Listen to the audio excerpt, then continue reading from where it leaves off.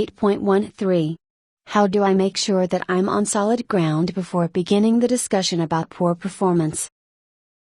The most important step is to clearly identify the difference between the desired performance and the employee's actual performance. Several other pieces of preparation help ensure that you are successful in your meeting with the individual. 1. Identify the impact. 2.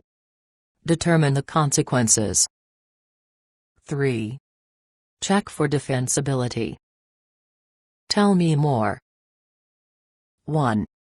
Identify the impact. What are the good business reasons that demand that the problem be solved?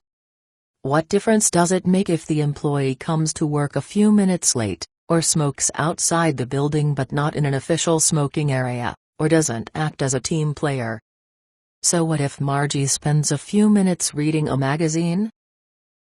In the course of a discussion about a need for performance improvement, it's common for the employer to respond to the manager's request for change by arguing that what he is doing is no big deal and that the manager is making mountains out of molehills.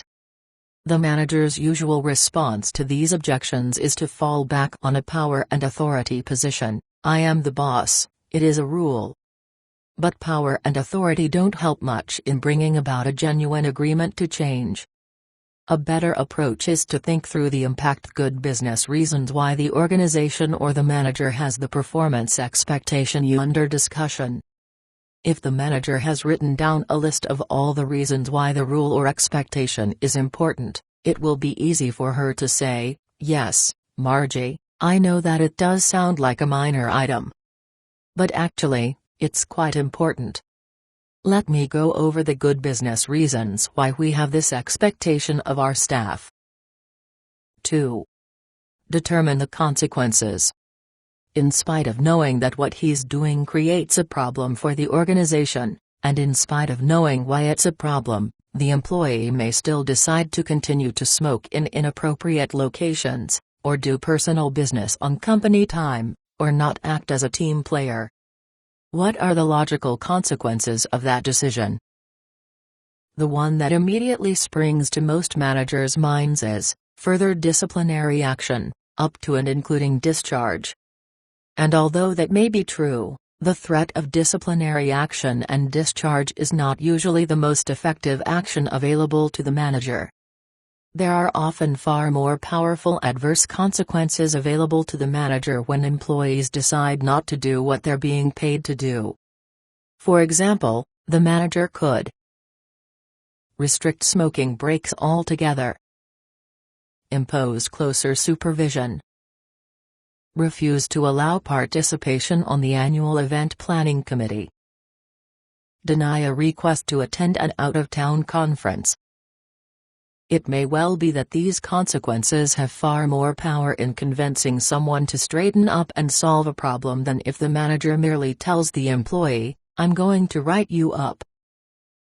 Hot tip: is reviewing the logical consequences of failing to solve the problem the same as threatening to punish the employee if she doesn't change behavior?